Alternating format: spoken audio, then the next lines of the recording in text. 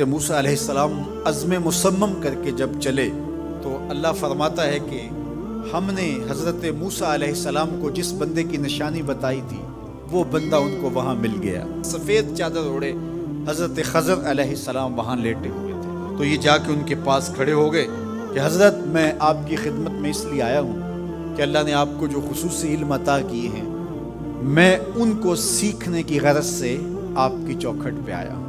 کہا تم میرے ساتھ صبر نہیں کر پاؤ گے، معاملے مشکل ہیں، سفر دشوار ہے، منزل کٹھن ہے، اور میرے معاملات ایسے ہیں کہ تم اعتراض کرو گے اس کے بغیر تم رہ نہیں سکتے.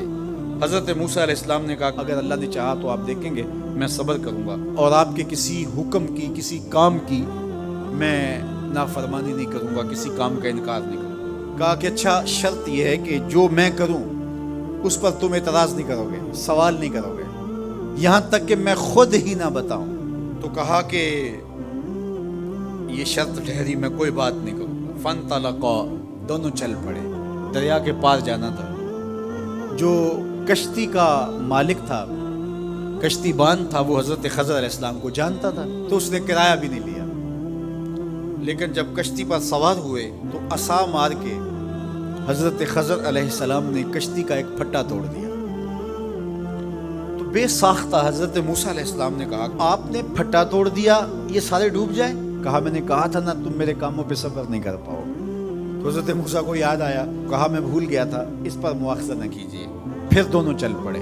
بچے کھیل رہے تھے. ایک خوبصورت لڑکا وہ بھی بچوں میں کھیل رہا تھا. حضرت خضر آگے بڑھے اور اس کی گردن مروڑ دی، اس کو قتل کر دیا. صاحب شریعت تھے حضرت موسیٰ علیہ السلام، نہ رہ سکے، پھر بول پڑے ایک جان کو بغیر کسی جان کے بدلے میں قتل کر دیا. اس نے گوایا کیا تھا ہمارا؟ آپ نے بہت ہی جو ہے وہ غلط کام کیا، یہ کام اچھا نہیں کیا آپ نے. کہا میں نے کہا نہیں تھا کہ تم میرے ساتھ صبر نہیں کر پاؤ. کہا ایک موقع اور دے دیجئے، اب اگر میں نے کوئی اعتراض اٹھایا تو پھر دوبارہ مجھے آپ اپنی صحبت میں نہ رکھیے. عذر تمام ہو جائے گا. پھر دونوں چل پڑے یہاں تک کہ ایک بستی میں دونوں آئے. تو آپ نے بستی والوں سے کہا کہ ہم مہمان ہیں، آپ ہماری مہمان نوازی کیجیے، کھانا کھلائیے. تو انہوں نے انکار کر دیا. کہا کہ ہم تو آپ کو بلایا نہیں ہے، آپ خود آئے ہیں، آپ اپنے کھانے کا خود انتظام کیجیے. گزر رہے تھے گلی سے تو ایک دیوار گرنا چاہ رہی تھی تو جلدی سے اس دیوار کو مرمت کر دیا. کہا حضرت ہم اگر چاہتے تو اس پہ اجر لے سکتے تھے، انہوں نے ہمیں کھانا تک نہیں دیا اور ہم ان کی دیواریں سیدھی کر رہے ہیں. کہا اب تمہاری میری جدائی ہو گئی، تم نے یہ بھی اعتراض کر دیا. تو انہیں یاد آیا کہ وہ یہ بھی اعتراض ہو گیا. اب میں تمہیں بتاتا ہوں کہ یہ 3 کام میں نے کیوں کیے. اللہ اکبر. اب سنیے، قرآن ہمیں بتاتا ہے کہ ظاہری علم بھی ہوتا ہے لیکن کوئی باطنی علم بھی ہوتا ہے. کہا وہ پہلی بات کشتی والی سنو. یہ 2 مسکین بچوں کی کشتی تھی، ان کے گھر کا چولہا اس کی کمائی سے جلتا تھا. دریا کنارے کنارے ایک ظالم بادشاہ رہا تھا جو لوگوں کی کشتیاں چھین رہا تھا. ہم نے تھوڑا سا عیب لگا دیا، وہ ٹوٹی کشتی چھوڑ کے چلا گیا. اب وہ تھوڑے سے پیسے لگا کے کشتی مرمت کرا لیں گے، گھر کا چولہا جلتا رہے گا. بتاؤ اچھا کیا یا برا کیا؟ کہا رہی بات اس بچے کی جس کو ہم نے قتل کیا، اس کے ماں باپ مومن تھے، نیک تھے، صالح تھے. بچے نے بڑا ہو کے بہت برا ہونا تھا، ہم نے اس کو قتل کر دیا.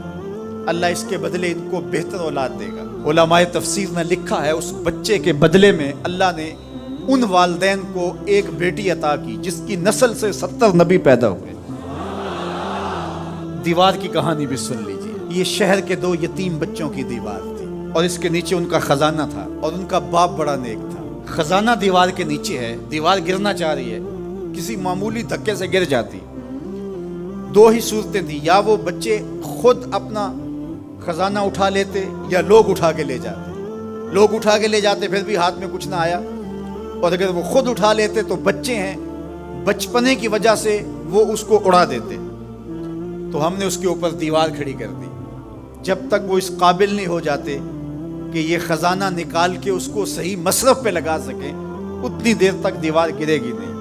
اللہ اکبر. وہ کسی وجہ سے دیوار قائم رہے گی، اور جب وہ اس عمر کو پہنچ جائیں گے جس عمر میں وہ اس خزانے کو سنبھال سکیں گے تو پھر دیوار خود بخود گر جائے گی اور یہ خزانہ نکال کر کے اپنے کام پہ لے آئیں گے. میں جب پہلی مرتبہ اس کو جو ہے وہ غور کے ساتھ تلاوت کیا تو مجھے یہ لگا کہ اس کا انطباق پاکستان کے حالات پہ بھی ہو سکتا ہے، اس لیے کہ یہ بھی یتیموں کا سرمایہ ہے۔ کتنے یتیم روتے بلکتے رہ گئے اور ان کے سر سے جو ہے وہ سائے اٹھ گئے اس وطن کے لیے، لیکن میرے مالک نے اس ملک کے خزانوں پر گہرے پہاڑ اور بڑی بڑی دیواریں کھڑی کر دی ہیں۔ جب تک یہ قوم بلوغت تک نہیں پہنچے گی اتنی دیر تک وہ خزانے ظاہر نہیں ہوں گے، اور جب یہ قوم اپنی بلوغت تک پہنچے گی، شعوری بلوغت، فکری بلوغت، علمی بلوغت، اور رب سے جو وعدہ کیا تھا پاکستان کا مطلب کیا، لا الہ الا اللہ، جب اس بلوغت تک یہ پہنچ جائے گی، اس وعدے کی تکمیل ہوگی، پھر رب دیوار ہٹا دے گا اور پاکستان کو اللہ اتنے خزانے دے گا اور پاکستان ایسا مالا مال ہوگا دنیا دیکھنے آئے گی انشاءاللہ۔